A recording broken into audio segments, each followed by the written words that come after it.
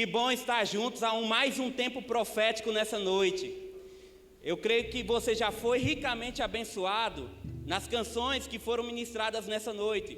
Mas deixa eu dizer uma coisa a você, não foi apenas uma canção gostosa de se ouvir, mas foi uma oração profética em ritmo musical. Aleluia! Primeiramente, dizer que eu estou morrendo de saudade de vocês. Eu amo cada um de vocês. E eu quero fazer, neste momento, uma oração profética na vida dessa igreja, porque a gente está indo para um novo nível, sempre indo para um novo nível.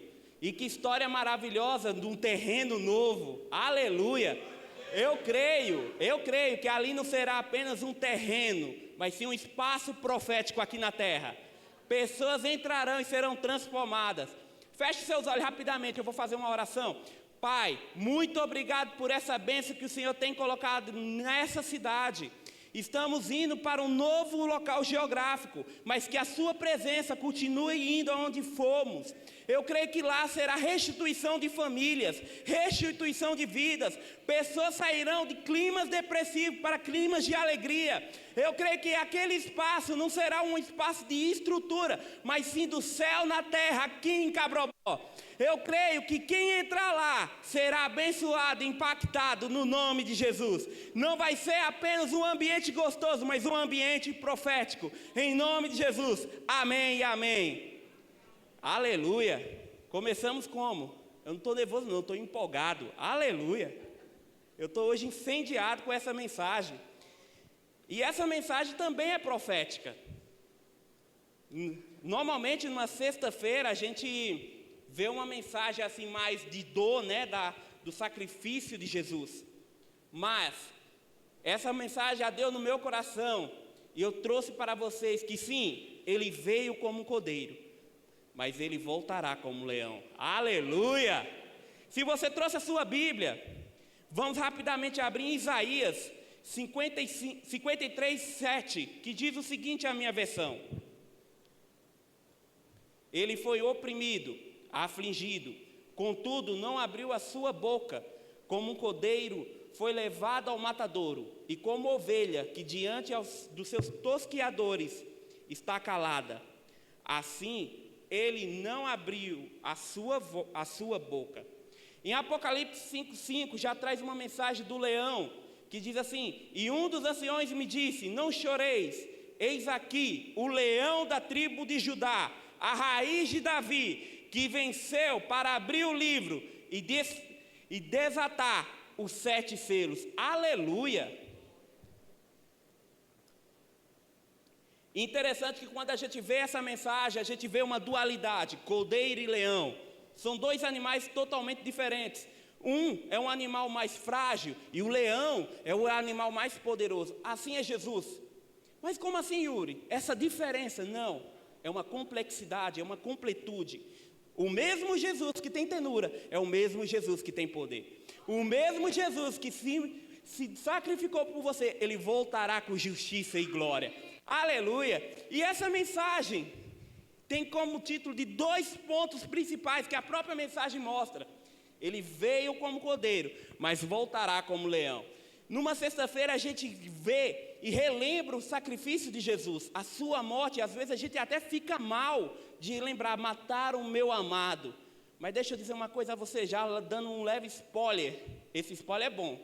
Quem gosta de série e leva um spoiler negativamente, mas esse é bom. Ele voltará. Não, você não entendeu. Jesus, ele voltará. Aleluia! Agostinho de Hipona diz o seguinte: o mesmo que é leão é também cordeiro. Não há contraditórios, mas há perfeitamente. E nisso eu quero iniciar com a primeira parte dessa mensagem, que ele veio como cordeiro para te resgatar, para nos resgatar. E aí a gente volta no texto inicial de Isaías 53:7, que ele foi oprimido, afligido, mas contudo, ele não abriu a sua boca, como cordeiro foi levado ao matadouro. O cordeiro é um animal de sacrifício. O cordeiro foi levado para um sacrifício. E João 1:29 diz o seguinte: eis o Cordeiro de Deus que tira o pecado do mundo. O sacrifício de Jesus foi para que o seu pecado fosse justificado. Ah, Yuri, quer dizer que ele apagou com uma borracha? Não, mas o seu pecado foi justificado pela morte de Jesus na cruz. Eu e você pagamos um alto preço das nossas vidas. Às vezes o nosso alto preço seja a nossa vida e ainda assim não é suficiente, mas ele entregou um alto preço pela sua vida. Ele desistiu da glória para viver como um homem, enfrentar todos os desafios de um homem, para que você estivesse aqui nessa noite agradecendo o nome dele. Aleluia! Em 1 Pedro 18, capítulo 1, 18 e 19 diz o seguinte: foste resgatados como precioso sangue de Jesus, e como um cordeiro sem defeito e sem mácula. Ei, o cordeiro é sem defeito, o cordeiro perfeito, sem mácula, sem impureza, foi entregue diante dos seus pecados para que você fosse restaurado. Eu fiz um estudo sobre os aspectos do cordeiro, e o primeiro é a mansidão. Jesus não resistiu ao sofrimento, mesmo sendo inocente. Muitas vezes, quando você é trazido uma injustiça, você quer recorrer de todas as formas, mas Jesus não recorreu, ele foi até o final, ele não desistiu da missão por amor a você. A segunda questão é que ele fez um sacrifício voluntário, ele decidiu ir até a cruz, não foi assim, ei, você vai, tipo, obrigando, Everaldo, você vai até a cruz. Não, ele disse, eu vou até a cruz. Olha a diferença, não foi ninguém que mandou, foi o próprio Jesus que foi até a cruz, onde foi um lugar de maldição, se tornou um local de rendição. A terceira coisa é substituição, ele tomou o lugar que era para mim e para você. Ai, Yuri, que palavra dura. Sim, nós merecíamos a cruz, a gente merecia aquela morte, mas ele foi como cordeiro mudo, ele foi sacrificado, ele passou por toda aquela dor que você vê retratada em várias séries e filmes, por amor a você.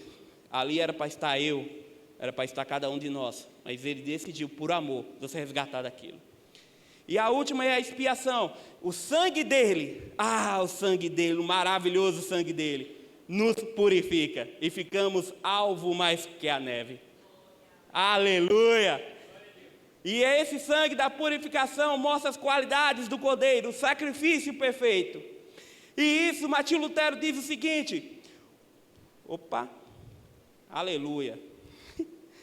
Martinho Lutero diz o seguinte, Cristo não morreu por anjos, mas por pecadores, por mim e por você.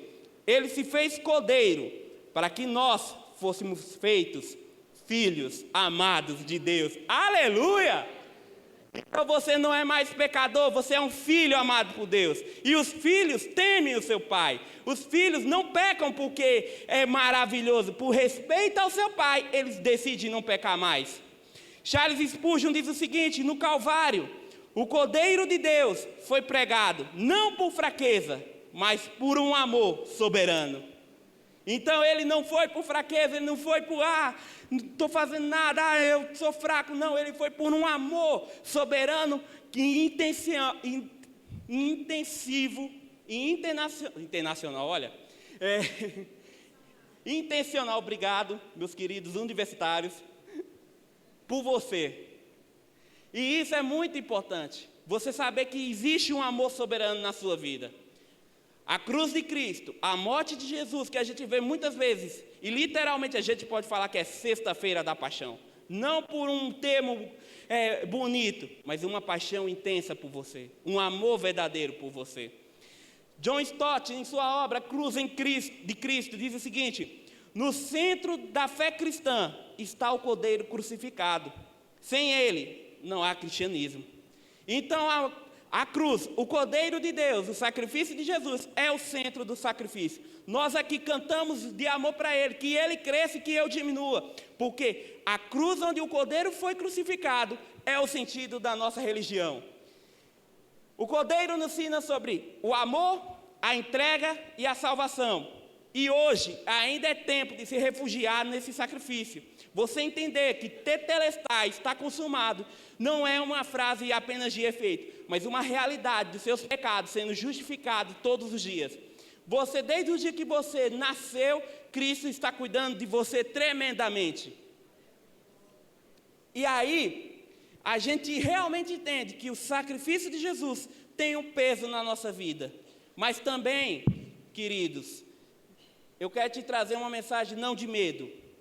Como eu disse, é profético. Na sexta-feira ele foi como cordeiro, mas no domingo ele voltará como leão. Aleluia! E ele voltará para reinar. E ele voltará, Apocalipse 5:5, lá a gente viu que ele virá e vai desatar os 7 selos. Em Apocalipse 19, do 11 e 16, diz o seguinte: vi o céu aberto, e eis um cavalo branco, em sua coxa está escrito: Rei dos reis, Senhor dos senhores, o Alfa e o Ômega, o princípio e o fim, aquele que é, que era e que há de vir. Aleluia! Eu já vou repetir, não estou nervoso não, estou incendiado, aleluia. Em Filipenses 2, do 10 a 11, diz o seguinte: para que ao nome de Jesus se dobre todo o joelho e toda a língua confesse que Jesus Cristo é o Senhor. E aí, da mesma forma que eu fui pesquisar os aspectos do cordeiro, eu fui pesquisar os aspectos do leão. E a primeira é autoridade. Cristo não virá mais como servo, mas ele virá como rei majestoso. A segunda coisa, ele virá como justiça. Ele julgará tanto os vivos como os mortos. Ele nos julgará, mas de uma justiça justa e não arrumadinhos. Às vezes, infelizmente, o nosso sistema de justiça pode ter algumas brechas, mas a justiça de Deus é muito justa. Deixa eu dar um quebra-gelo aqui rapidinho. Teve um momento que eu estava com um amigo meu, que eu amo muito, ele disse assim: só Deus pode me julgar. Eu disse: tu não está com medo não? Aleluia. Deixa eu dizer uma coisa. Às vezes a acusação pode ser forte. Às vezes a acusação humana, saber o que você tem no porão da sua alma, aquele pecado guardado no seu coração, pode lhe resultar uma pena perpétua de morte. Pena perpétua de morte, esse está bem, né? Uma pena de morte. Mas o sacrifício dele, o habeas corpus dele, o recurso celestial, lhe deu a justificação e a liberdade. Ele virá em glória. Toda a terra verá a sua majestade. Todos verão quem é Jesus quando ele voltar. E a última, uma vitória final e triunfante. O mal será derrotado e o reino de Deus será pleno. Indicação de leitura para os mais jovens: As Crônicas de Nárnia, que diz o seguinte, de C.S. Lewis: Aslan não é um leão domesticado, mas ele é bom. Aqui ele faz uma referência de Aslan, é o Cristo glorificado. Deixa eu dizer uma coisa: Jesus não é domesticado, como muitos pensam. Jesus, faça isso, Jesus, faça aquilo. Ele faz a vontade dele, mas a vontade dele é boa, é perfeita e é agradável. Ele sabe muito bem o que é melhor para a sua vida. Às vezes a gente acha que tal direcionamento é melhor, porque o GPS da nossa vida, a gente quer ir no sentido humano. Mas deixa eu dizer um significado bom para vocês: GPS não é esse sentido humano. GPS é ser guiado pelo sobrenatural. Aleluia! E ser guiado sobre o sobrenatural é saber que Ele sabe o melhor para as nossas vidas. Mesmo que a gente chore, mesmo que as lágrimas desçam, mesmo que a gente abrace e diga: Jesus, eu não quero desistir disso, mas por amor a você eu renuncio, por amor a você eu entrego, por amor a você eu faço tudo e ainda mais, e mesmo assim ainda é pouco. Mas o leão da tribo de Judá, ele virá com glória e majestade, e o rugido dele espantará as trevas sobre a sua vida, e sobre a sua família, e sobre seus amigos, pois não é pelo seu conhecimento, mas pelo rugido do leão. Aleluia! 12 diz o seguinte: Cristo não virá como réu, virá como juiz, não mais como cordeiro calado, mas como leão que ruge. Ele virá com força e autoridade, ele virá com majestade e soberania, mas ele virá com uma vontade boa, perfeita e agradável. Não estou dizendo isso para você ficar com medo, pelo contrário.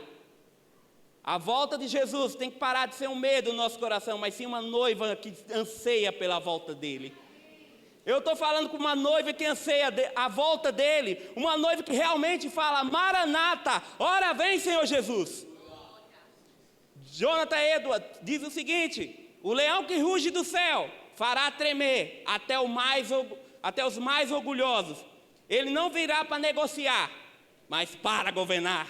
Então ele virá, ele não vai negociar com os políticos da terra. Ele não vai negociar com as pessoas de influência, tanto do capital, ou como político, ou de social. Mas ele virá para governar essa terra. Aleluia! A volta de Jesus será gloriosa. E aí eu te faço a pergunta: estamos prontos para encontrar o leão?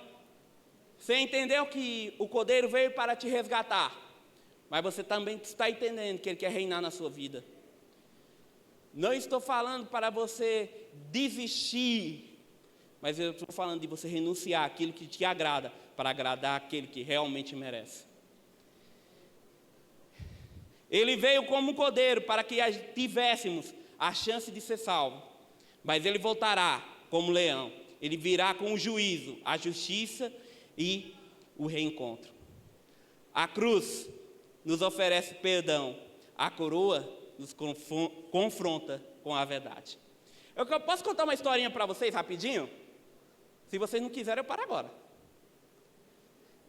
Se você for no Museu do Louvre, você pode encontrar essa obra de arte chamada Checkmate. Em um lado a gente vê um homem, no outro lado a gente vê uma representação do capeta. E você pode ver que o homem está desesperado. Nesse Museu do Louvre foram alguns atletas, e um deles é o campeão mundial de xadrez. O campeão mundial de xadrez ficou alguns minutos vendo essa obra, mesmo depois que o guia foi junto com os demais atletas. Mas aí ele notou que um estava faltando. Ele voltou e disse: o que você está fazendo aí? Aí eu disse: você sabe que eu sou o campeão mundial de xadrez? Sim, ali é um checkmate. E o campeão disse o seguinte, que ele, por jogar por muito tempo, ele sabe jogadas que podem ser feitas em crises, em momentos que não tem saída. Ele disse uma frase que eu quero que você leve essa e parafraseando na sua vida: o rei ainda tem um movimento. Não, você não entendeu. O rei ainda tem um movimento. Na sexta-feira, onde a morte pensou que tinha vencido, o rei ainda tinha um movimento. A ressurreição chegou. E isso eu quero que você fique de pé nessa noite. Você lembre que, às vezes, a sua vida ficou mais ou menos assim: uma tumba fechada, triste, a morte chegou. Talvez essa canção pode ser uma resposta para a sua vida. Vamos adorar.